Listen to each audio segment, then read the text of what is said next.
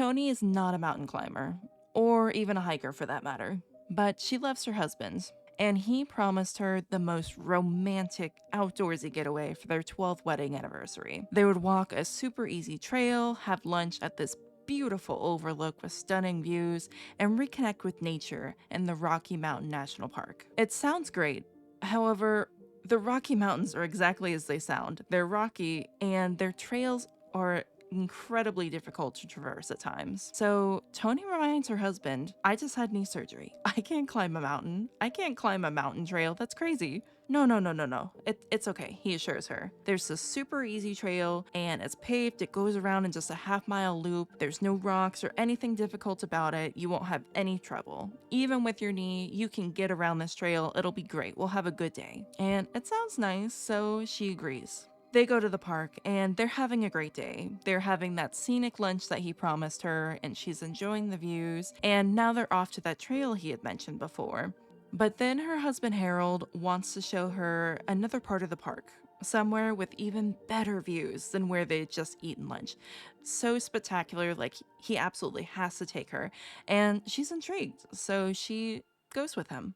He ends up taking her off trail to a cliff, and Tony, unfortunately, doesn't return.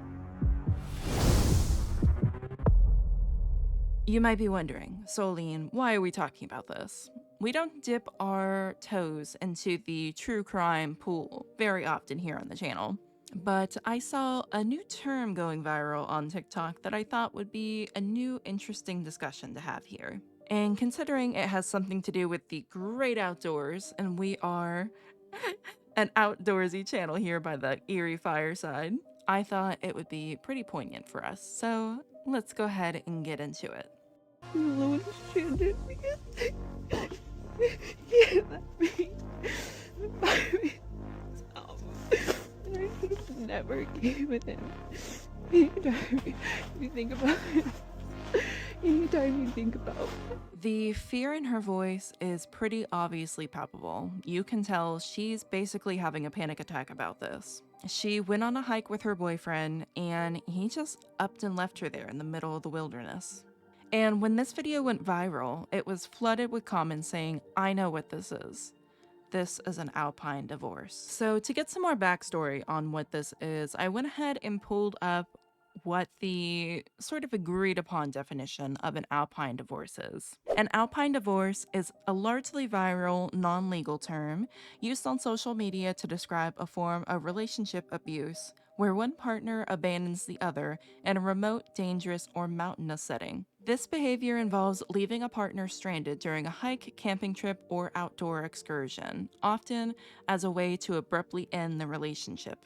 So from this video going viral, plus all of the comments talking about an Alpine divorce, this really kicked off the subject of Alpine divorces and also women telling their stories about being abandoned by their partners while hiking. I, like a lot of other netizens, never heard of this term before. I never knew what an Alpine divorce was until all of this kicked off over on TikTok. Some of these stories, well, I would say most of these stories, end up with the women getting back out because of the help of other hikers or just finding their own way. But there are some unfortunate cases of Alpine divorce, like our earlier example with Tony, where they don't return home. This is the backstory behind the video that went viral, the one I was just showing you of the girl recording as she's crying and trying to walk back down the trail. This is her explanation of what had happened with her and her ex-boyfriend that led to her being abandoned. when we got to North McCullough Wilderness, started hiking, and maybe 10 minutes in, he sees other hikers ahead of us. He says he wants to beat them to the top. He said we should run, and I remember thinking, why are we racing strangers to the top of the mountain?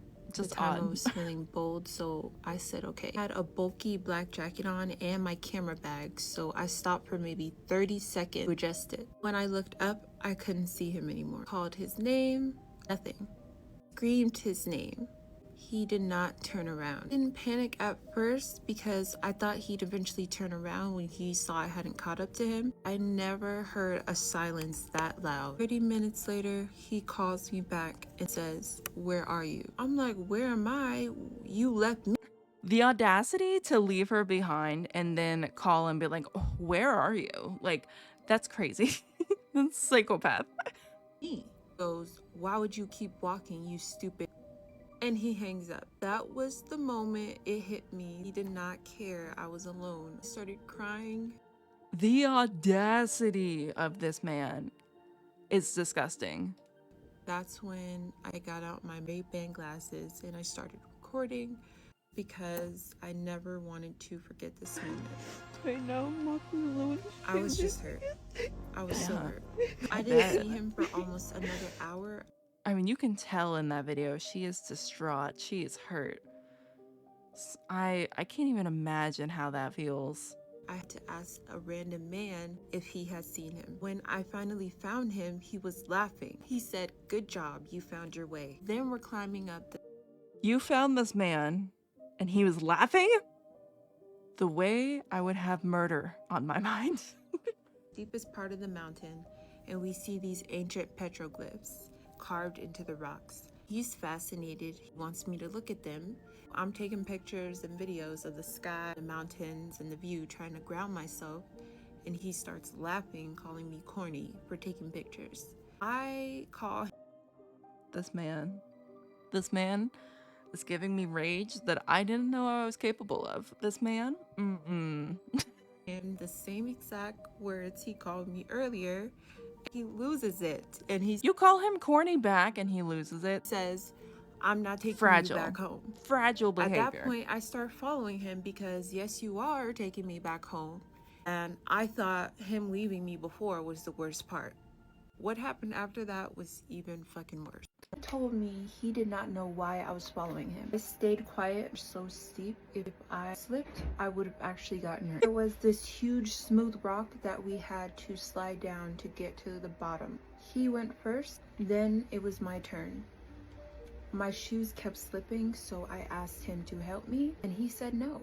He said no, do it yourself. And what hurt even more is he had just watched a woman get helped by her son when she slid down that same rock. Started crying again because I genuinely needed help. He laughed and kept walking. I knew if I stayed there...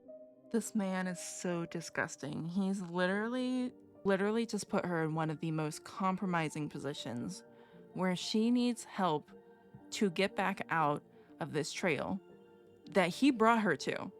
And he is laughing at her struggle, not helping her.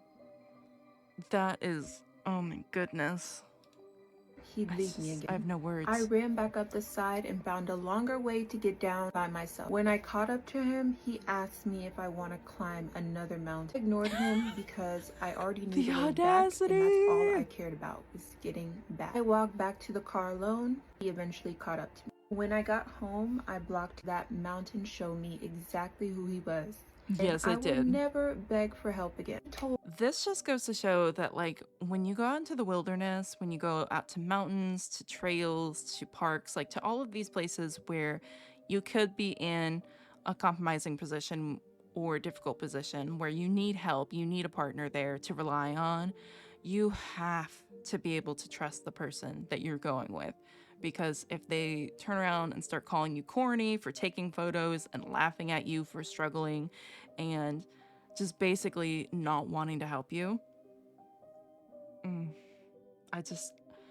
I would be so beside myself. I would be crying out of anger. But all of these TikToks about it reminded me, wait a minute, I've been through this. Of course I have. I was dating this guy for a few years. He was in his 30s. I was in my 20s. First red flag, okay? That's number one. And he wanted to go to this well-known mountain near Charlotte. Everybody knows, okay? There's this well-known mountain. I had been there, I think, twice. And he wanted to go because he had never been. First of all, I just remembered the reason why he wanted to go is because me and his friends were saying how long it takes to get to the overlook part. Like if you do the full trail, not the overlook shortcut trail, but the full trail. And yeah, so the reason why he wanted to go was because we were telling him how long it takes. I don't remember how long it takes. We were telling him that, and he's like, no, that's not true. It definitely doesn't take that long, blah, blah, blah. So yeah, he really just wanted to go to prove us wrong. So. Red flag. He only wants to go to be petty.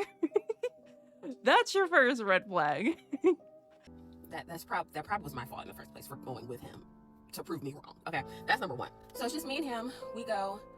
We get to the part where you can kind of start to see the overlook, but you're not at the like official overlook part. Like it's the first part where you kind of get towards the, I don't know what you call it, but it's like you get towards kind of the top and you start to be able to see like over the mountain, right? So we get up there and I'm like, I feel lightheaded. So I tell him I'm feeling lightheaded. Number one, like I said, I've been up there twice before this time with my friends, and this is the first time I've gotten lightheaded. I've taken the same trail every time, and so that was my first time right there. Girl, go home. You don't need to be with him. Anyway, so I tell him I'm feeling lightheaded, and he's like, oh, well, you just sit right here, and I'm gonna continue on until I get to like the actual overlook part. I was like, huh? He said, yeah, I'm gonna just go ahead. I'm gonna go ahead, and then I'll come back after I see what I need to see. First of all, how you know I don't want to finish the hike? I just need to sit here and gather myself, drink some Gatorade, and I'll be fine. He was like, yeah, I'm just gonna go ahead and see the overlook, and then I'll be back. Now, That frustrates me too, because it's like, if you're there to hike with somebody, you're doing it with them. You're not doing it by yourself. You're not going to enjoy the overlook by yourself. You've brought this person along with you to enjoy the experience with them. So it's like, if they're struggling, if they need a break, that's okay. Just chill out, sit down with them for a few minutes, let them rest, and then pick back up where you guys were. Like, don't just abandon them. I really feel like a lot of people are just obsessed with the goal. Like, they want to summit the mountain. They want to get to the outlook. They want to see the thing that they wanted to go see on this trail. And so some people just don't care about their partner. They will just leave them behind to make sure that they can fulfill their goal, which is so crazy. If you go out into the wilderness with somebody, with a partner, you stay with them. They are your partner. You stay with them through everything, through thick and thin, because if something happens to either one of you, that's why you have a partner there. You take care of each other. You care about each other. But all these men out here taking these women on these like hiking trails apparently don't care about them. That's crazy. I don't know how long it took, but I do know I ended up walking back down by myself and going back to my car. I don't remember the details. I just remember that I walked myself back to my car by myself. So I don't know what the conversation was. I don't remember any of that. Look, if he leaves you on that mountain by yourself, you better run. And I mean, absolutely, run. Girl, run. Absolutely, I agree with her 100%. And at least in her case, this was a trail that she had already been on twice, so it's not something she can get lost on. Like, when he left her, she could just turn around and walk back down the trail, and she knew exactly how to get back out to her car. So she wasn't really stranded like some of these other cases are. But still, it's scary and disrespectful for you to go out with a partner and they just up and leave you because they don't care. Everyone's sharing their Alpine Divorce story, so I want to share mine. And this is not as traumatic as a lot of the ones that I'm seeing, but it was traumatic for me, and that's what matters. So I went on a hiking trip with this guy in Diane National Park. So we start hiking up Angel's Landing, and he just leaves me. He goes ahead of me, and if you know Angel's Landing, it is hard. And this was before there were permits. So it's a fucking packed trail. You're gonna fall off the side of the fucking mountain because there's so many people. Anyway, he leaves me hiking up, meet him at the top, take a picture. He fucking hikes down with some girl that he met on the way up there. So I was like, cool. I have to hike down with strangers. So thankfully people adopted me on the fucking trail, and they were sweet, and they hiked down with me so I wouldn't be alone. So then he made me do the Narrows with him that day, and he leaves me on that trail as well. And if you don't know what the Narrows is, you're hiking through water. And people normally don't do them both in the same day. I was exhausted, baby. And the water was up to my knees. But this motherfucker just leaves me. So I end up having to hike with some sweet Hasidic Jewish women who are out there living their best fucking life, baby. I loved them. They were great, and I hope y'all are doing well today. Anyway, so then we get out of the trail, and, he's sitting there yucking it up with some ladies. He met some other ladies, and he tells me that when we get back to the hotel, he has to FaceTime his ex-girlfriend because she's having a hard time. Huh? So he proceeds to FaceTime her for hours. So I'm calling all my friends, what the fuck do I do? We're stuck in Utah. And everyone's like, leave him. The hotels are in my name. The rental car's in my name. I'm like, I can't leave this motherfucker. Even though he's leaving me here. We got to finish the trip. So we did the Grand Canyon. I have hiked the Grand Canyon before, so I just let him do his own thing. Also, I had so many like bumps and bruises from the fucking arrows, and I had blisters, and I was just not having it and mentally exhausted because he would not stop FaceTiming his fucking girlfriend. Excuse me, ex-girlfriend. He wouldn't stop FaceTiming his ex-girlfriend. So we finished the fucking trip, and I was like, okay, we're done. He gets back with his ex-girlfriend, and they kept calling me because he's like, oh my God, she's cheating on me. We got back together, she cheated on me. And I was like, what did you fucking expect, you dumb fucking asshole? Bro, that is crazy. Like, what a way to basically find out that your partner really never liked you. Like, it sounds like she was more of a rebound, and he was still hung up on the ex because he was calling her the entire trip. And then, as soon as she breaks it off with him because he's being a dick, he goes right back to the ex, and then he wants to cry about getting cheated on. Like, oh my goodness. I can't with some people. I can't.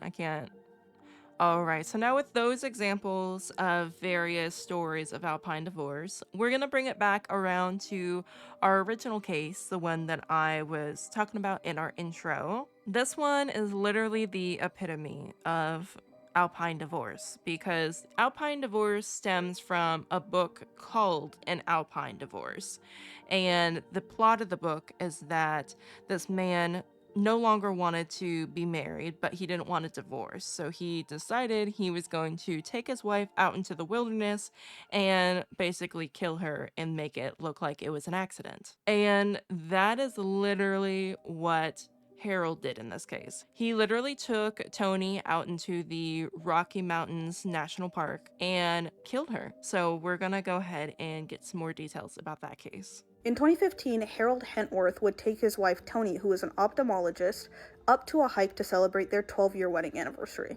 Tony was 50 years old at the time. Tony's husband Harold told her that he was going to take her on a hike in the Rocky Mountain National Park up Deer Mountain. They were originally going to go on a less advanced trail, but last minute they decided to go on a more rural trail that was about a 10,200 foot summit with much fewer people there. Harold and Tony set out, had something to eat for lunch, and then took pictures of each other before continuing on their hike. Harold took Tony off trail. This all happened at about 4:45 p.m. At 6 p.m., officers would receive a call from Harold saying that Tony had fallen off of the 140-foot cliff while taking pictures of the scenery.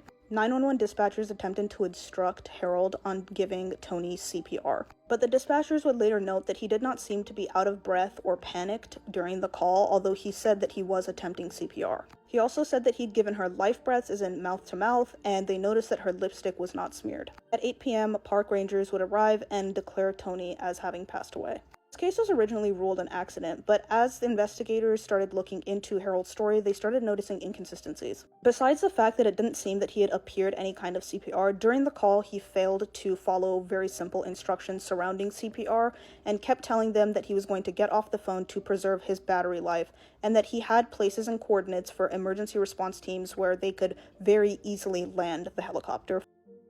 Having pre-established coordinates for an emergency responder to land a helicopter at is a little sus, my guy. Just putting it out there.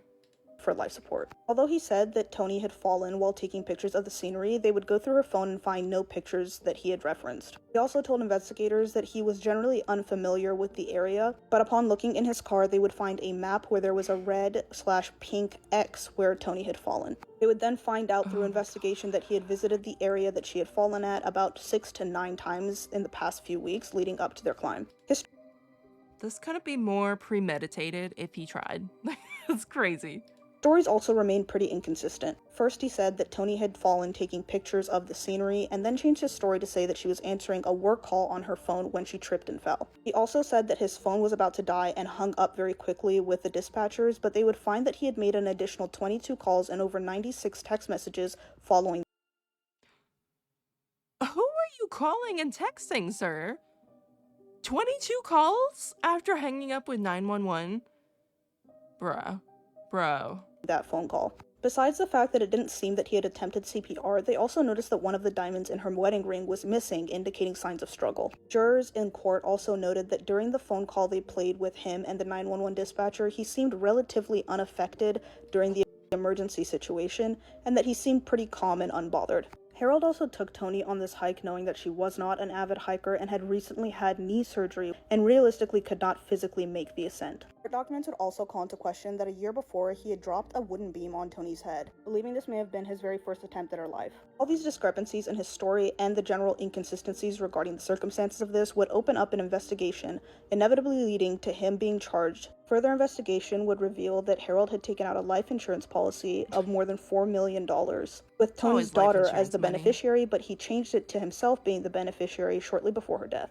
Harold was also known by his friends to be a very wealthy businessman, but it was found out that he hadn't been employed since about 1992 and had been living off of an insurance policy. But it doesn't just end there. This investigation would open up questions about a previous wife, his first wife that he'd had, by the name of Sarah Lynn. Harold had been previously married to his first wife by the name of Sarah Lynn, who was a social worker and regarded by most people as a very kind person. Sarah Lynn and Harold Hentworth had been married for 12 years and a few months. They were driving down a heavily forested area when they had to stop to change their tire. Sarah Lynn and Harold had placed the car on a jack, and while they were trying to change their tire, a lug nut would fall under the car and Sarah Lynn would go to retrieve it. While Sarah Lynn was attempting to retrieve one of the lug nuts, Harold would go on to grab one of the tires and toss it into the trunk, causing the car to lose balance and subsequently fall off the jack, crushing Sarah. Multiple passerbys, including a mechanic, would stop by to offer assistance. Harold would go on to refuse the help of the mechanic, which many investigators found suspicious. Multiple passerbys also attempted to pull Sarah Lynn out from under the car, but it was stated that Harold had routinely told them to not do so. One of the passerbys also stated that she had taken her jacket off to cover and offer warmth to Sarah Lynn, but had noted that Harold had not offered to do so. Sarah Lynn would end up unfortunately succumbing to her injuries, and although many investigators noted suspicions surrounding the circumstances of her passing, it was ultimately ruled an accident. However, this man is a serial killer. That's crazy. Due to Toni Hentworth's case, Sarah Lynn's case would also be seen in a new light, prompting one coroner to change her COD from accidental to undetermined. Remember the insurance policy he was living off of? Well, when Sarah Lynn passed away, he had gotten over $600,000 of life insurance policies on her, one of which is opened only 2.5 months before her passing. This would amount to about $1.2 million today. This was the money that he had used to upkeep his life and lie to his friends about him being a very successful businessman. I was gonna say, successful businessman my ass. He's just marrying people, taking out life insurance on them and killing them. What? That's crazy. That's insane. And so with that final story, wrapping up the thread with Toni that we started at the very beginning of the video, that is the end of our investigation into Alpine divorces. I personally had never heard of this term prior to it going viral on TikTok, so let me know in the comments if you guys had.